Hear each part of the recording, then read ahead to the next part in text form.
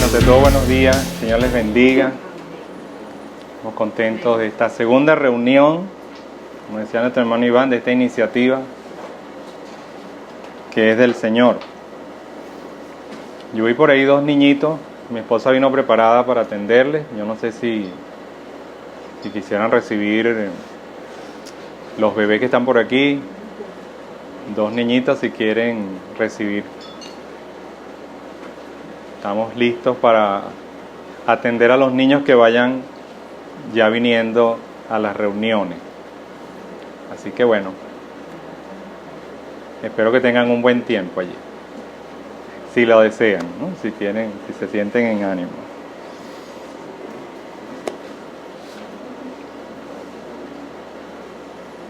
Y tienen una clasecita bien bonita para...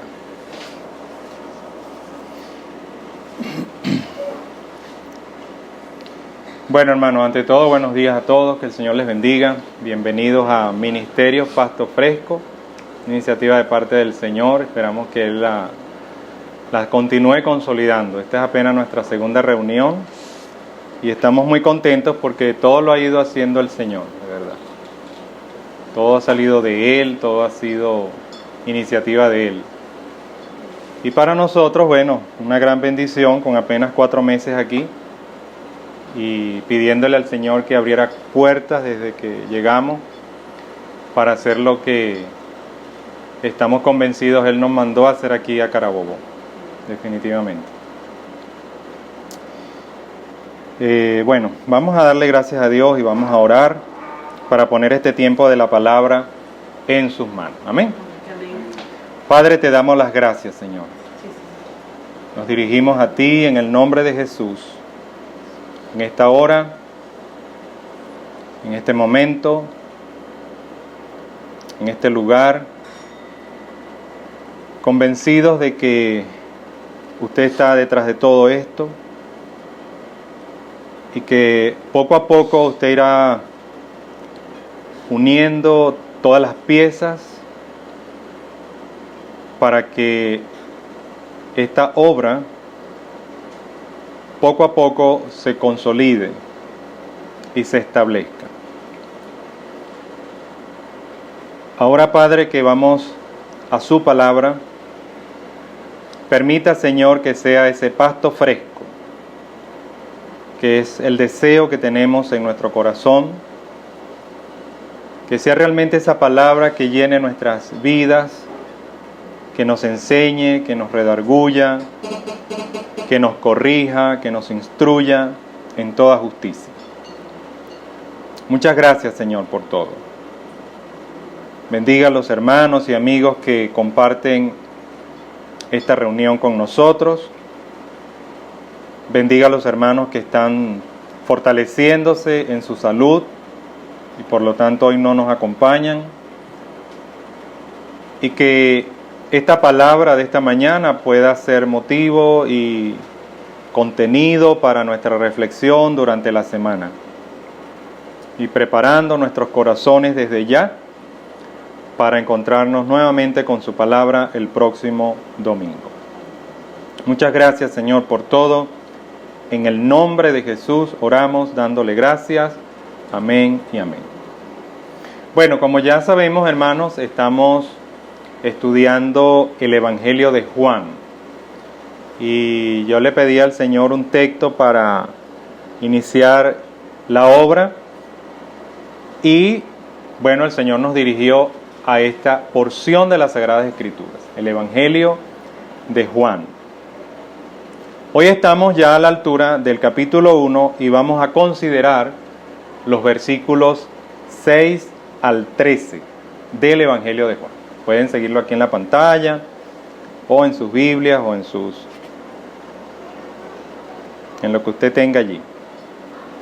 Este tema, el tema número 2, se titula El testimonio de Juan de la verdadera luz. Ese es el tema que vamos a estudiar. Vamos a leer el texto. El Evangelio de Juan, capítulo 1, verso 6 al verso 13. Hubo un hombre enviado de Dios, el cual se llamaba Juan. Este vino por testimonio, para que diese testimonio de la luz, a fin de que todos creyesen por él. No era él la luz, sino para que diese testimonio de la luz, aquella luz verdadera que alumbra a todo hombre. Venía a este mundo. En el mundo estaba, y el mundo por él fue hecho, pero al mundo no le conoció. A los suyos vino, y los suyos no le recibieron. Mas a todos los que le recibieron, a los que creen en su nombre, les dio potestad de ser hechos hijos de Dios, los cuales no son engendrados de sangre, ni de voluntad de carne, ni de voluntad de varón, sino de Dios. Este es un texto que va a dar continuidad al anterior. En el texto anterior, versículos 1 al 5, nosotros ya comenzamos a estudiar esa introducción bastante larga que hace el apóstol Juan en su escrito, presentando al Señor. Es un inicio atípico en las Escrituras. El apóstol Juan comienza prácticamente posicionando al Señor como Dios, creador, eterno, luz y vida. Y ahora en este texto, vamos a continuar descubriendo a la luz de esta palabra lo que el apóstol Juan va a hablar nuevamente del Señor Jesús. Así que cuando alguien quiera saber quién es Jesús, Juan 1, versículo 1 hasta el versículo 18, que vamos a analizar el próximo domingo, ahí está clarito quién es Jesús. Ahora, ¿de qué vamos a hablar en este texto en particular? Hay algunas ideas que tomé nota aquí para puntualizarlas bien. En primer lugar, el texto señala que Juan el Bautista, y se le llama así Bautista porque era su ministerio, es la actividad característica de este siervo de Dios, y también para distinguirlo del apóstol Juan y otros Juan que hay por allí. Él vino para dar testimonio de Jesús. Analizando esa expresión, nos damos cuenta que esto revela, mis amados hermanos, a plenitud y con mucha certeza, cómo se encontraban las mentes y los corazones en este momento.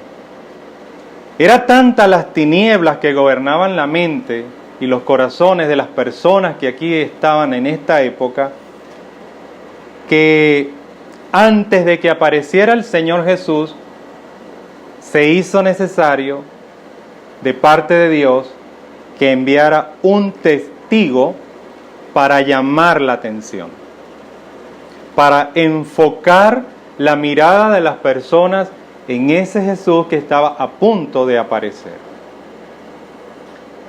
Desde ya, y vamos a ir entretejiendo la enseñanza con cosas prácticas de nuestra vida. Muchas veces así actúa el Señor en nosotros. Permite ciertas y determinadas circunstancias como testigo para que volvamos a prestar atención al Señor. Ojo con eso. Continuando con esto de lo que vamos a hablar, Dios preparó, si se puede decir, una antesala antes de que Jesús entrara en escena. Estaba preparándolo todo. Como ya sabemos, Cristo es la luz verdadera. Esa luz que merece ser llamada así y que tan verdadera era para hombres acostumbrados al engaño y a la mentira y a la falsedad, que fue necesario que hubiese una presentación previa antes de su entrada al mundo. Que alguien de parte de Dios se encargara de anunciar al Señor. El texto también nos va a presentar que por su Espíritu y gracia Jesús, la luz verdadera, vino a iluminar a todos. Y en este sentido, iluminar a los que no le conocen como Salvador para salvarlos, e iluminar a los que ya le conocen para edificarlos. En este caso, en el contexto nuestro. Hay cosas que de pronto aquí usted puede decir, bueno, pero ya yo sé eso. Bueno, entonces es para que usted siga edificándose. Y otros que de pronto no lo conozcan, esa luz de la palabra del día de hoy es para que sean salvos, si reciben al Señor. También observamos, y lo vamos a ver más adelante en el texto próximo, que Jesús asumió nuestra naturaleza cuando habitó entre nosotros. Él bajó a este mundo inferior, estuvo en el mundo, pero obviamente Él no era de este mundo. Y luego vamos a hablar de esa coexistencia de ambas naturalezas. Vino a salvar un mundo perdido, pero era un mundo de su propia hechura. Como ya lo vimos en el texto anterior, Él es el creador de todas las cosas y sin Él nada de lo que ha sido hecho fue hecho. Sin embargo, el mundo no le conoció. Aquí la palabra conocer significa recibirlo, creerlo, aceptarlo. Cuando nosotros decimos yo acepté al Señor en mi corazón, estamos diciendo que hemos creído en Él, estamos diciendo que le vamos a seguir, que le vamos a obedecer y que lo vamos a buscar.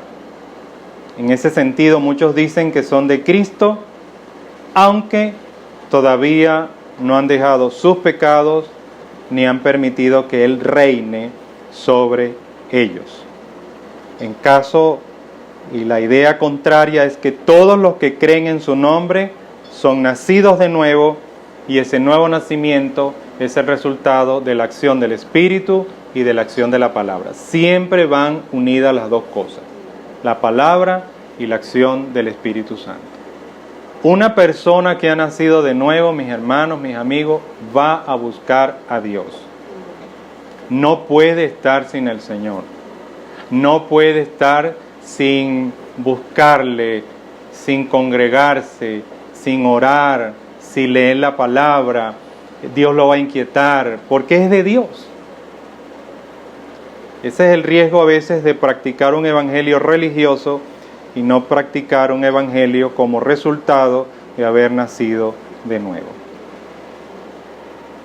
Bueno, este es el contexto, lo que va a ambientar las ideas que van a ambientar la enseñanza de hoy. Vamos ahora a ver qué nos dice el texto en particular. Y vamos a leer el versículo 6. Hubo un hombre enviado de Dios, el cual se llamaba Juan. Aquí se nos presenta a Juan el Bautista como un hombre. No hay títulos, no hay honores, no hay cargos,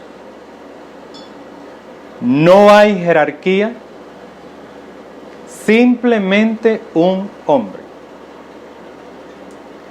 Lo que sí vamos a encontrar más adelante es una función. Y es lo que nosotros estamos convencidos que es la iglesia. Un conjunto de hombres y mujeres a quien Dios ha llamado no para ocupar un cargo o para posicionarse, sino para servir.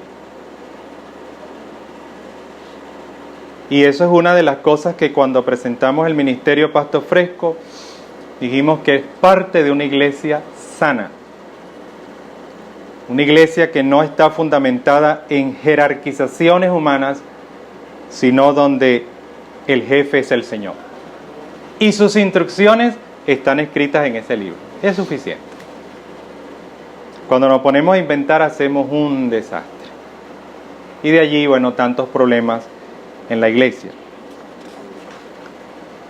Por otro lado, esta referencia al heraldo del Señor nos muestra nuevamente en el texto y de una manera intrínseca que el apóstol Juan está hablando nuevamente de la luz en el sentido del amor y la verdad de Dios concentrados en Jesucristo, su Hijo, que estaba a pocos momentos de aparecer.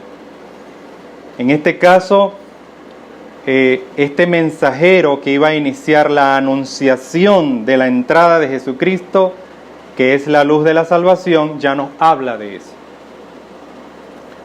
Juan el Bautista, cuyo nombre significa Jehová ha sido misericordioso, había sido enviado de parte de Dios, comisionado por Dios. Y el propósito de su venida nos lo informan los versos que vienen ahora. Quiero disculparme por el tecnicismo, pero lo voy a hacer para que haya más luz en la explicación del verso 6.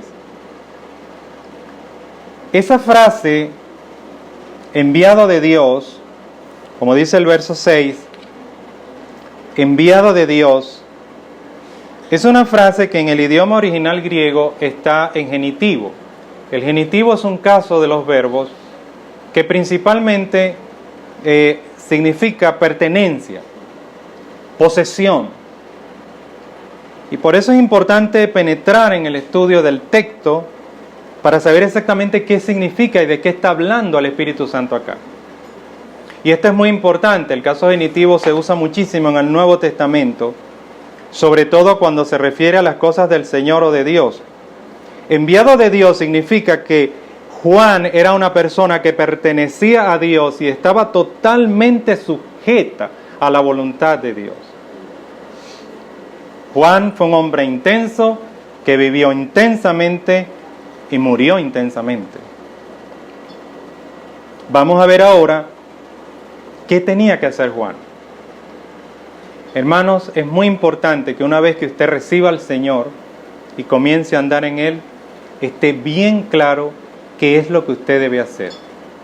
Siempre le digo a los hermanos, tienes que tener claro qué es lo que debes hacer. ¿Qué te mandó a hacer el Señor? Y no tardes en obedecerlo, porque tú eres de Él. Él es nuestro dueño. Dice el verso 7 y 8. Este vino por testimonio, para que diese testimonio de la luz. Ya sabemos que la luz es Cristo. A fin de que todos creyesen por Él. El versículo 8 es importantísimo. No era Él la luz, sino para que diese testimonio de la luz. La naturaleza exacta de la obra de Juan el Bautista tenía de inmediato que ser aclarada. Y claramente el texto indica que él no era la luz. Él era simplemente un testigo. El versículo 8 dice, no era él la luz, sino para que diese testimonio de la luz. La frase vino por testimonio, para que diese testimonio, sino para que diese testimonio, son todas frases de propósito. Yo vine esta mañana a este lugar con el propósito de predicar la palabra de Dios. Usted vino a este lugar con el propósito de lo que Dios le ha establecido a usted, ¿verdad? Bueno, Juan el Bautista vino con el propósito, Dios lo envió con el propósito de dar testimonio. Hoy nosotros también, hermanos, todos los miembros del cuerpo de Cristo, debemos tener claro cuál es nuestra función dentro del cuerpo de Cristo como hijos de Dios, dentro de su iglesia. En consecuencia, nosotros, hermanos, amados, amigos, no somos el centro. no somos lo relevante, no somos lo importante, sino es Cristo. Somos instrumentos para dar testimonio de Cristo. ¿Cuál es nuestro deseo en esta etapa de nuestras vidas, en esta etapa de nuestro caminar con el Señor? Que Ministerios Pasto Fresco sea algo que revele, que muestre, que manifieste en todo lo que Dios nos permita hacer al Señor Jesucristo. Que las personas puedan decir, yo me voy a reunir allí porque allí está el Señor, porque ahí siento al Señor, porque ahí se habla del Señor, porque allí todo el mundo le sirve al Señor, porque allí la gente está luchando para que su carácter sea cada día más semejante al carácter del Señor, porque allí la gente verdaderamente y sinceramente es distinta, es diferente, no solamente allí, sino cuando la ves en una cola, cuando lo ves en un mercado, cuando lo ves en tribulación, allí hay una persona que está pareciéndose cada vez más a Cristo.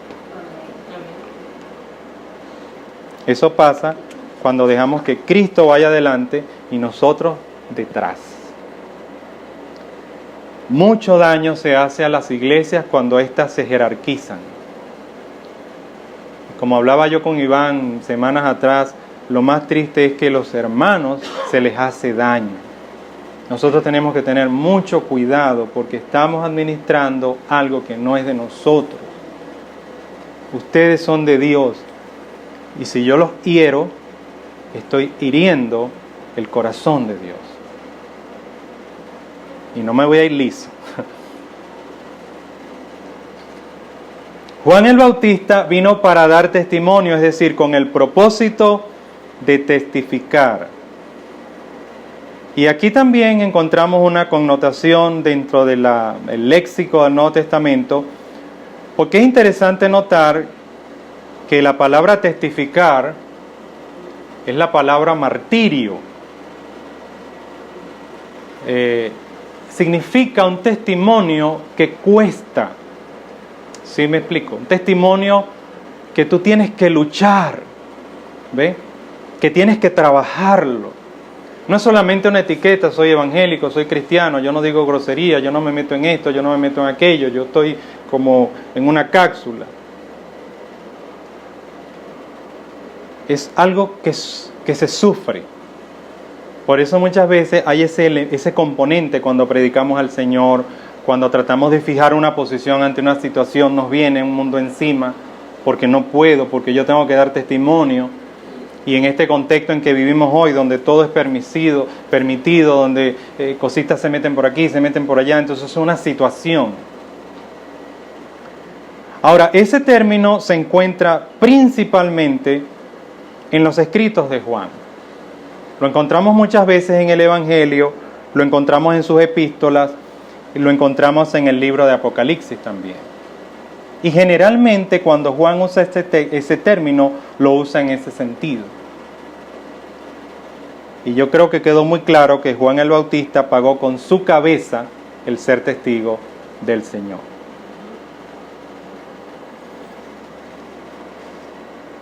Por otra parte, el uso, porque el uso del término testimonio en el Evangelio de Juan es distinto al uso del término testimonio en sus epístolas y por supuesto mucho más distinto en el Apocalipsis. Pero en el sentido del Evangelio de Juan, él lo emplea aquí en un sentido primario, pero muy importante. Es decir, dar testimonio competente sobre algo que uno mismo ha visto, ha oído y ha experimentado. En la iglesia siempre a veces me preguntan o me preguntaban, hermano, ¿por qué usted cree que a los hermanos les cuesta tanto evangelizar o la iglesia le cuesta tanto evangelizar o dar testimonio? Y estoy convencido que esto puede ser una de las causas. El que seamos realmente testigos genuinos. Personas que hemos visto, hemos oído y hemos experimentado al Señor, por supuesto, en otro contexto. De tal manera que desde ya nosotros vamos observando cómo se va describiendo aquí en el texto la verdadera función de un testigo del Señor que Dios va a usar para dar testimonio de su Hijo. Es una persona a quien Dios ha salvado, es una persona que tiene una relación significativa con el Señor y que desde el punto de vista de su fe y de su vida espiritual también lo ha visto, también lo ha oído y que lo experimenta diariamente. Ese es un testigo de excepción en el Señor. Cuando habla, cuando toma decisiones, cuando va y viene, está dando testimonio. Es como cuando le dijeron a Pedro, oye, pero es que tú hablas igualito a los que estaban con el Señor. Pedro no pudo esconder que él era de Cristo. Su manera de hablar, su manera de ser, aunque estaba ya metido en un problema porque estaba ya negando al Señor, pero fíjense lo interesante, ¿no? Su error de todas maneras delataba que él estaba con Cristo. Qué tremendo. Por otra parte, el propósito final del testimonio era que las personas creyesen por medio de él. La intención de la función que Dios le había dado a Juan el Bautista era que todos creyesen por su testimonio, que todos fuesen a la fe de Jesucristo y abrazaran al Señor por medio de una fe viva. Y esa es la intención de Ministerios Pasto Fresco, hermano. Que cuando las personas nos visiten, nos conozcan, compartan con nosotros podamos ser usados para que esas personas sean animadas, sean motivadas, sean guiadas a conocer al Señor. Y creo que lucharemos porque así sea. Amén. Así que, nuevamente, ¿cuál es el propósito de nuestro testimonio? ¿Cuál es el propósito de nuestras reuniones? ¿Cuál es el propósito de la existencia de este ministerio? Que otros conozcan y crean en Jesús como su Salvador, y la iglesia en su conjunto debe ser ese gran reflector que irradia la luz de Cristo en un mundo que está lleno de tinieblas y de oscuridad.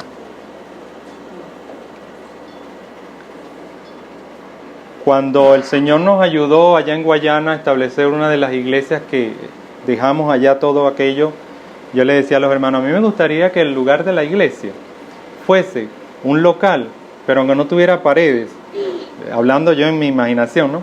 Sino que tuviese vidrios y que tuviera en un lugar público donde la gente pase. ¿Sabe? Como en los centros comerciales, que la gente pasa viendo las vitrinas, ¿no? Entonces, que cuando la gente pase pueda ver. Muchas veces nuestros templos son tan metiditos, tan escondiditos que nadie los ve. Entonces, bueno, que la iglesia sea ese reflector, donde quiera que se reúna, pues, pero que podamos reflejar, irradiar la luz del Señor. Así que Juan el Bautista es una luz en un sentido secundario, así como nosotros somos una luz en un sentido secundario. Somos instrumentos en las manos de Dios. Por eso, y en ese contexto de pensamiento hacia la persona de Juan, en el Evangelio de Juan, el capítulo 5, verso 35, el Señor se refiere a él como la antorcha que ardía y alumbraba. Fíjese eso. Un testigo es una antorcha que arde y alumbra. Es como, puede haber una antorcha que está alumbrando, pero así esa luz es opaca, así, ¿verdad? No está ardiendo. El Señor habla de Juan y dice, una antorcha que ardía y alumbraba. Versículo 9. Dice, aquella luz verdadera que alumbra a todo hombre venía a este mundo. Aquella luz verdadera que alumbra a todo hombre venía a este mundo. Nuevamente aquí se denomina a Cristo como la luz. Eso es un nominativo, es un nombre. Pero se le suma un adjetivo que lo califica: verdadera. Por la razón expuesta en el verso 5, el vocablo que se traduce aquí como verdadera es bien importante porque significa algo que es real, ideal, algo genuino. El término verdadera, cuando lo investigamos, significa algo real, algo que es el ideal, como cuando usted dice el matrimonio ideal, que no existe, pues, porque es como algo demasiado bueno para ser verdad. La casa ideal, el país ideal, es un ideal, pero una cosa espectacular. Bueno, esta verdad es la verdad ideal, perfecta, no le falta nada. Es la verdad genuina. Amados hermanos, nosotros, así como Juan el Bautista y todos los que después de él vinieron, no somos testigos de un cuento, de una idea, de una impresión, de una ocurrencia, de algo sin importancia. Nosotros somos testigos, y de allí la importancia que le debemos a las cosas del Señor, a todas, en nuestra vida privada, en nuestra vida pública y en nuestra función en el cuerpo. Nosotros somos testigos de la verdad más importante, más real, ideal y genuina que podamos conocer algún día, que es Jesús. De allí que todo en nuestras vidas como creyentes es muy importante.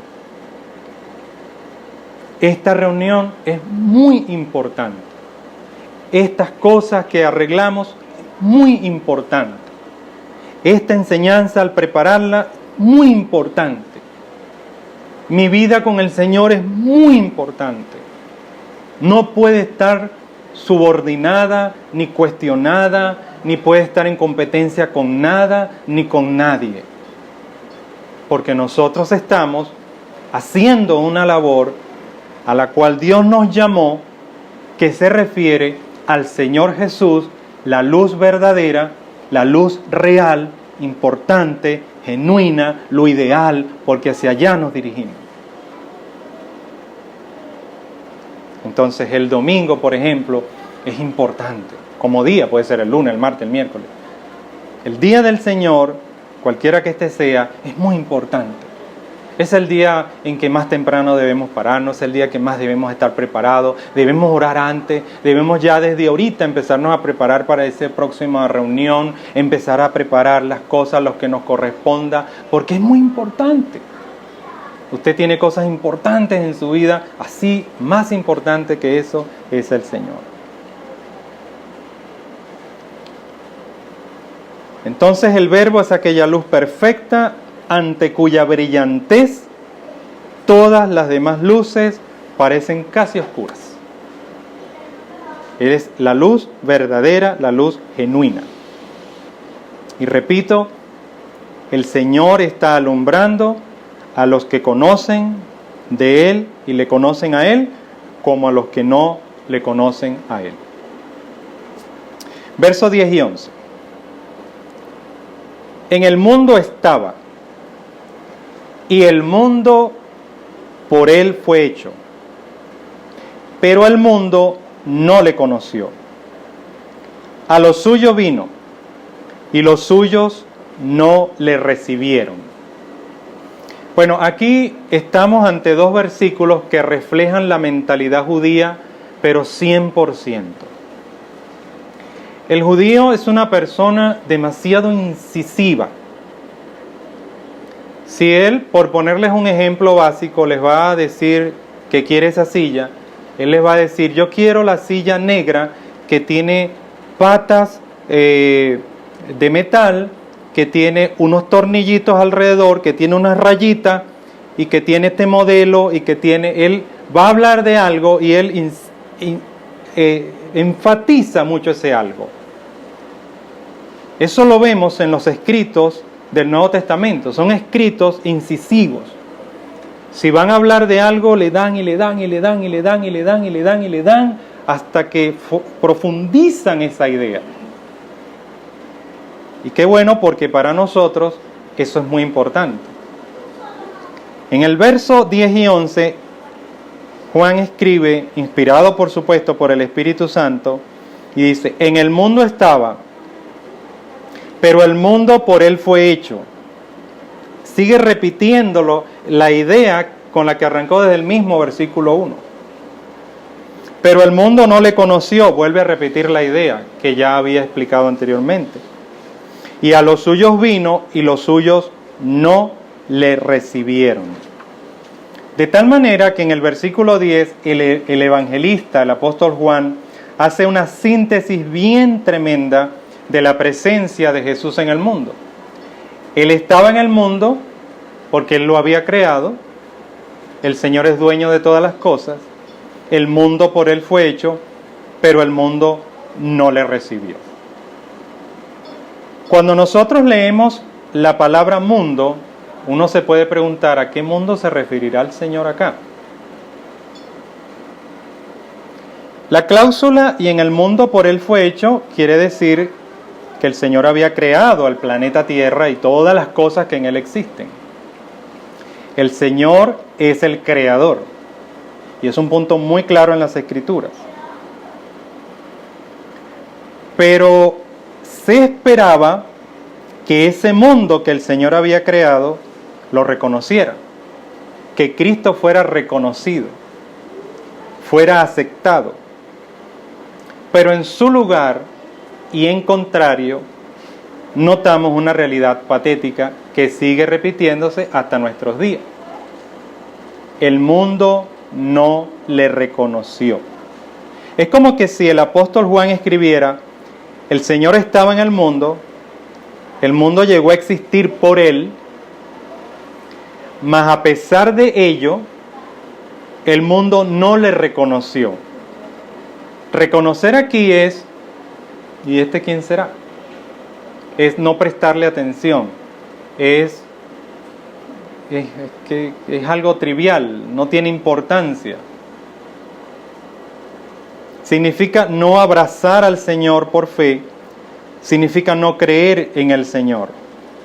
Entonces dice: mas a pesar de ello el mundo no le reconoció, vino específicamente a su propio hogar y sin embargo su propio pueblo no le dio la bienvenida. Entonces esa frase, que vino al mundo, se refiere a ese pueblo de Israel. El Señor vino a buscar las ovejas perdidas de Israel. Y este pueblo lo que hizo fue rechazarlo. No le creyó, no lo reconoció, no lo aceptó. Y esa es una de las cosas a las que se refiere el apóstol Pablo en los capítulos 9, 10 y 11 de Romanos, cuando se refiere a Israel con respecto al Evangelio de la Gracia. Bueno, ¿y qué pasó ahora con Israel? Ahora resulta que el Evangelio es para los gentiles. ¿Y qué pasó con Israel? Y Pablo menciona a Isaías cuando desde antes de esos tiempos ya Isaías decía: bueno, es que nadie creyó. Y por eso Pablo repite la idea: bueno, Israel no ha oído, no se le ha predicado. Si Dios mismo bajó y se hizo hombre y fue directamente a ellos a buscarles, pero ellos le rechazaron.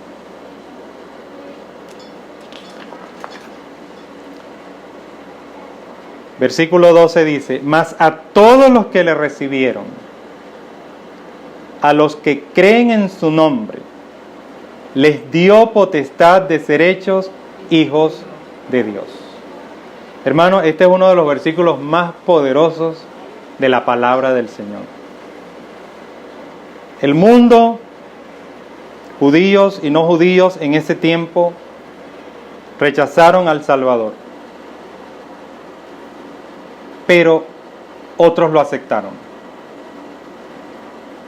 Esas personas que aceptan al Señor desde allá hasta acá son las que al final reciben el mayor favor espiritual sin consideración de nacionalidad o ascendencia física.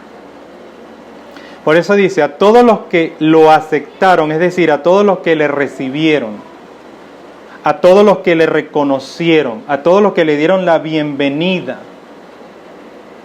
a todos ellos, el Señor les dio el derecho, les dio la autoridad. Por eso es que nosotros en Cristo Jesús tenemos autoridad espiritual, si vivimos bien con el Señor, de llegar a ser hechos hijos de Dios.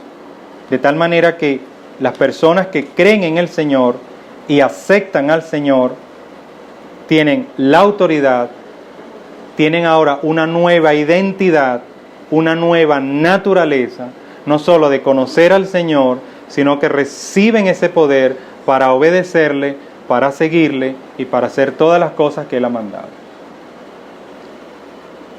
El nuevo nacimiento es un milagro, pero créanme, mis hermanos, que poder vivir la vida cristiana, eso es otro milagro.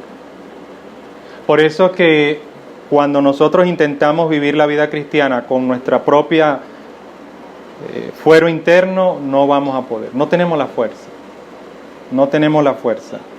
Todo esto hoy aquí es un milagro. Todo lo que podamos hacer es un milagro. Por eso Pablo decía, no soy yo, sino Cristo en mí. Porque si Cristo no lo hace, nosotros no lo podemos hacer. El verso 13 lo que hace es profundizar la idea del 12 y dice, los cuales no son engendrados de sangre, ni de voluntad de carne, ni de voluntad de varón, sino de Dios. Aquí el apóstol Juan enseña que los verdaderos hijos de Dios, desde allá hasta acá, no deben su origen a la sangre, es decir, ascendencia física. En el tiempo de Jesús siempre había esa contrariedad, sobre todo de los judíos con el Señor, porque decían, nosotros somos descendientes de Abraham, y ahora apareces tú, ¿qué es esto? Bueno, no es porque mi familia sea cristiana, y yo nací en un contexto de una familia cristiana, entonces yo soy cristiano. No funciona así. O porque soy hijo de siervos de Dios, entonces yo soy otro siervo de Dios. La situación no funciona de esa manera. No es por sangre. Ni se le debe tampoco a la voluntad de la carne, y aquí específicamente se refiere al deseo, al impulso sexual del hombre y la mujer. O sea, dos cristianos que se casan y tienen un hijo, no dieron a luz un cristianito. Dieron a luz un ser humano, un niño o una niña, que a menos que Cristo toque su corazón, es un niño, es una niña que es impío, que es pecador, que es enemigo de Dios en su mentecita. Por eso lo que yo debo procurar como padre cristiano no es que sea un buen niño, una buena niña, sino que conozca al Señor en su corazón. Porque el Señor es quien lo va a transformar. El Señor es quien lo va a cambiar. No es la crianza, por mejor que sea, sino es el Señor. Ni a la voluntad de varón se refiere ahora al instinto procreativo del hombre, es decir, nuestra creatividad, nuestras maneras, nuestras formas. A veces en la iglesia nosotros inventamos muchas cosas para declarar a personas creyentes cuando realmente no han creído. Son engendrados, no son de sangre, no es heredable la salvación en ese sentido, por la vía familiar, ni de voluntad de carne, es decir, dos cristianos no van a dar a luz un cristiano, ni por voluntad de varón, es decir, el deseo que podamos tener de que las personas conozcan al Señor y los empujamos y los metemos y los no sé cómo llamarlo, y a veces al final lo que estamos es engañándolo, sino de Dios, y esa cláusula es relevante sobre las anteriores en el texto. Quiero que ustedes observen el arreglo ascendente de las tres expresiones. Si usted agarra ese versículo y le hace la estructura exegética, usted va a encontrar que en la parte de abajo está la descendencia de sangre. Y luego dice, voluntad de carne, voluntad de varón y Dios.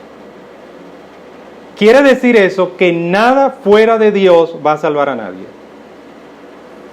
Ni los hombres, ni su creatividad, ni sus inventos, ni sus cosas, sino solamente Dios. Por eso debemos orar al Señor para que salve a los hombres. ¿Ven el proceso? En consecuencia, mis queridos hermanos, en ningún sentido y bajo ninguna circunstancia los creyentes debemos nuestro nacimiento a causas físicas, biológicas, al ingenio humano, sino solo a Dios. La iglesia puede ser muy atractiva, el proceso puede ser muy bonito, las personas pueden sentirse atraídas a eso o pueden sentirse atraídas al Señor, que es al final el que les va a dar la salvación. Entonces nuestro trabajo es de vez en cuando apagar las luces, apagar todo y dejar que el Señor sea el que haga la obra. ¿Sí me explico acá? Estas son cosas que son tremendas, hermano. Y yo me emociono mucho cuando las estudio. Vamos ahora a orientar algunos pensamientos que pueden ayudarnos a aplicar este texto. ¿Qué hacemos con esto ahora?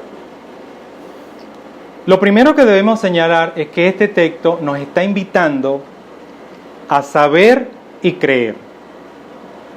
Los 4 evangelios existen para que nosotros sepamos y creamos en el Señor Jesús. Y a excepción del Evangelio de Mateo, que es el más didáctico de los 3, sobre todo en esa pieza fantabulosa del Sermón del Monte, capítulos 5, 6 y 7, que en su oportunidad estudiaremos acá, ahí hay 2 años de enseñanza. El resto de los escritos lo que intentan es que nosotros sepamos quién es Jesús y creamos en Él. En consecuencia, cosas que nosotros podemos tener presente. Así como la tarea de Juan el Bautista es la tarea de cada uno de nosotros, hermanos. Preparar el camino del Señor para presentárselo a otros para que crean en Él. El mensaje es más importante que el mensajero. Tengamos eso siempre allí presente. Juan el Bautista había recibido de parte de Dios la comisión, la tarea de dar testimonio acerca de la luz, que es el Señor. Y mientras Juan el Bautista estaba haciendo eso, ya el Señor iba a hacer entrada en escena. Y es exactamente igual de cuando nosotros estamos dando un testimonio, de cuando una persona Dios la está preparando para salvarla, para hacer una obra en ella, y Dios nos usa, nosotros somos como esos anunciadores. Pronto el Señor se revelará a tu vida, pronto el Señor va a hacer una obra de salvación en tu corazón, y Él me envió para decírtelo simplemente. No vas a creer por mí, yo no soy tu Salvador, yo no soy Dios, soy simplemente un instrumento, pero el Señor ya viene pronto a tu vida si es que no entra en ese momento.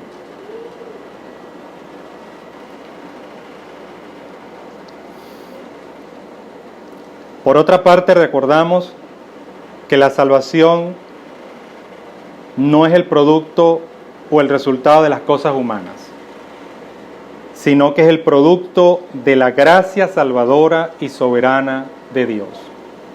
Como Pablo le decía a Timoteo, y se lo dijo en su primera carta, conoce el Señor los que son suyos y apártese de iniquidad todo aquel que invoca el nombre del Señor. Qué tremendo ese versículo, ¿no? El Señor conoce a los que son suyos y apártese de iniquidad todo aquel que invoca el nombre del Señor. Así que estas orientaciones nos pueden ayudar para reflexionar en cómo traemos este texto de Juan, capítulo 1, versículos 6 al 13, a nuestra vida. ¿Qué hacemos con eso? Vamos a terminar, mis amados hermanos, haciendo lo que conocemos como una especie de replay de lo que hemos dicho hasta ahora, en estos primeros 13 versículos, rápidamente. Vamos a ver lo que hemos dicho con respecto al verbo en estos 13 versículos. En el versículo 1 y 2 dice, en el principio era el verbo y el verbo era con Dios y el verbo era Dios. Este era en el principio con Dios. Aquí se nos presenta a Jesús, el verbo que está en comunión con Dios, que está identificado con Dios, que es desde el principio con Dios, lo cual quiere decir esa frase que Él es Dios. Una persona distinta al Padre, pero Dios. Por eso les comentaba en aquella ocasión que explicar la Trinidad es un esfuerzo que siempre nos vamos a quedar cortos. El verso 3 al 5 dice, todas las cosas por Él fueron hechas y sin Él nada de lo que ha sido hecho fue hecho. En Él estaba la vida y la vida era la luz de los hombres. La luz en las tinieblas resplandece y las tinieblas no prevalecieron contra ella. Jesús, con respecto al Padre, es Dios, estaba con Dios, en perfecta comunión con Dios, como nosotros estamos llamados a hacer eso si estamos en Cristo. Y ahora aquí en estos versículos se nos presenta a Jesús con respecto a la creación. Jesús estaba presente en la creación, sin Él nada de lo que existe fue hecho.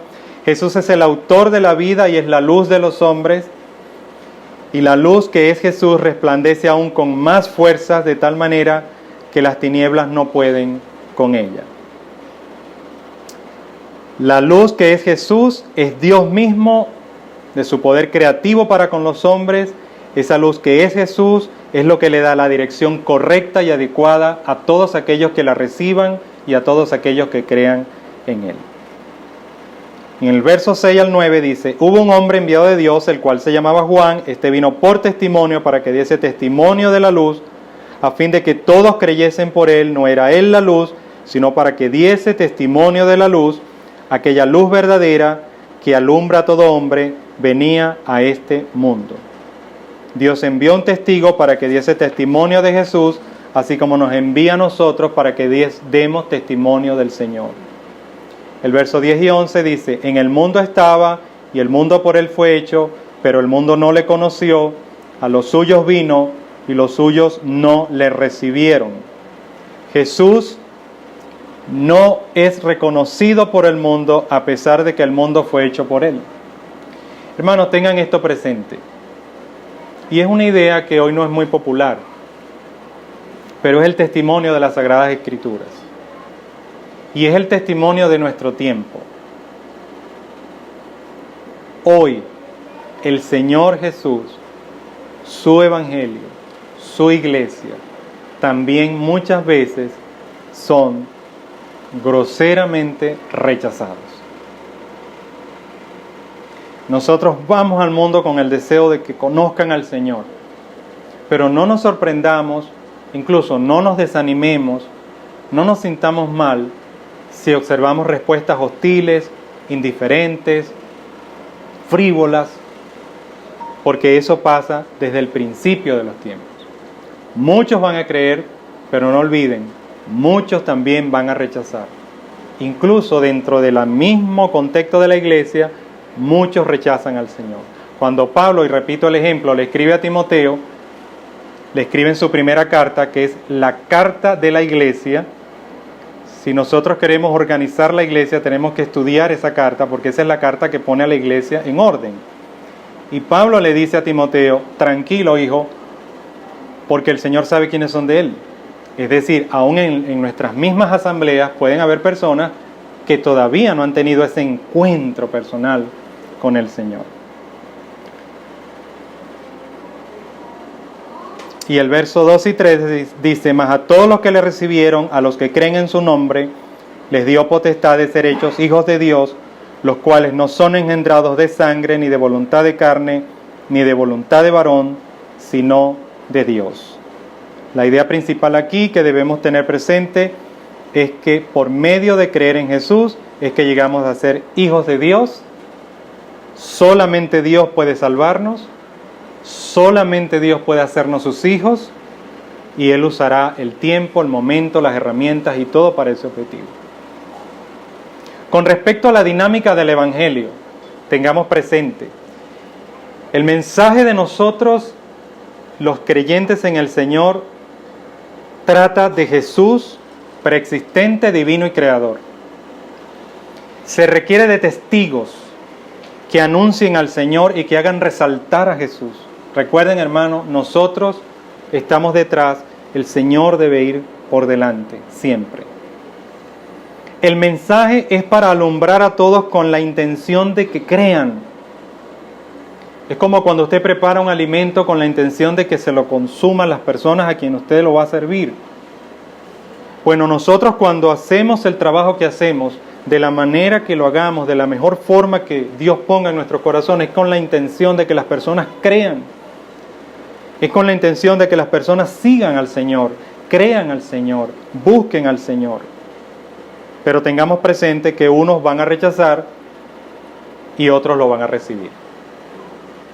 Así que nosotros simplemente somos testigos del Señor, conscientes de que hay un mundo hostil que a veces manipula, que a veces hace pensar una cosa cuando es otra, pero hay mucha gente que rechaza al Señor, a veces de manera muy hostil, a veces de manera menos hostil. Y concluyo diciendo 3 cosas que me gustaría que se lo llevaran, así como yo lo tengo también en mi corazón. Y repetimos esto. Hermanos, seamos testigos de Cristo, aquí, en nuestra casa, en nuestro diario vivir. Hablemosle a la gente de lo que Él ha hecho en nosotros. Que cuando nosotros pensemos, hablemos, sintamos, nos emocionemos, nuestras actividades, salga Cristo por todas partes. Segundo, cuando hablemos del Señor, cuidémonos de ponernos detrás. Y que Jesús sea el que alumbra a la persona. Que Jesús sea el que se entrone en esa conversación. Que Él sea el personaje principal de la conversación. Mi deseo es que tú conozcas al Señor. Y después Él hará contigo lo que Él ya tiene preparado que va a hacer contigo. En consecuencia y finalmente, dejemos a Dios, hermano, que sea el que salve a las personas. Dejemos a Dios que sea el que obre en el corazón de las personas. Y que para el Señor sea toda la gloria, toda la honra y toda la alabanza. Amén. Amén. Que la gracia de nuestro Señor Jesucristo sea con el espíritu de ustedes. Amén. Vamos a orar y a darle gracias al Señor. Padre Celestial, gracias por tu palabra. Gracias, Señor, por este mensaje que te exalta como esa luz verdadera, como esa vida. Estas palabras iniciales de este Evangelio son tan importantes, Señor, porque nos obligan a centrar nuestra mirada en ti, Señor. Nos llevan a reflexionar sobre la importancia de esa luz verdadera, genuina, real. Nos hablan de ese Cristo preexistente, creador y divino, cuya luz es tan potente que las tinieblas no pueden prevalecer contra ella. Esa luz que alumbra a todo hombre, a los que creen, pero también a los que no creen. Esa luz que requiere de testigos que sean sus reflectores, sus anunciadores, para engendrar una obra, para realizar una obra que no es el producto del ingenio humano o de la actividad humana, sino solo de Dios. Para dar resultado en personas que son nacidas de nuevo. Cosas nuevas, todo nuevo en Cristo Jesús. Señor, ayúdanos a tener estas porciones presentes en nuestras vidas y en el ministerio de la iglesia. Para que siempre, oh Señor, podamos ser como esos reflectores que anuncian la luz del Señor. En esta segunda reunión, humildemente, Señor, nos ponemos en tus manos una vez más. Y te decimos como el profeta: henos aquí, Señor, envíanos a nosotros. Estamos dispuestos a en estas tierras ser testigos de la luz del Señor. Equípanos, sigue equipándonos, sigue ayudándonos, sigue aclarándonos el camino. Sigue usando, Señor, a tus siervos para dejar tu nombre en alto. Entregamos una vez más este ministerio y todo lo que usted va a hacer. Entregamos nuestras vidas, Señor, nuestras mentes, nuestros corazones y todo lo que usted ha hecho en nosotros y seguirá haciendo, en sus manos también está. Bendiga a mis hermanos, Señor. Bendiga el resto de este día. Y que si de alguna manera Dios ha hablado a nuestros corazones, reflexionemos en eso que oímos, en eso que nos llamó la atención, en eso que pudimos oír, que de pronto fijamos allí. Porque sé que esta es su palabra y es la palabra de su Espíritu. Gracias, Padre amado, por esta oportunidad que nos ha dado hoy. Gracias por guardarnos y protegernos. Y todo lo demás lo dejamos en sus manos, Señor. Gracias, Señor, por todo. En el nombre de Jesús, amén y amén.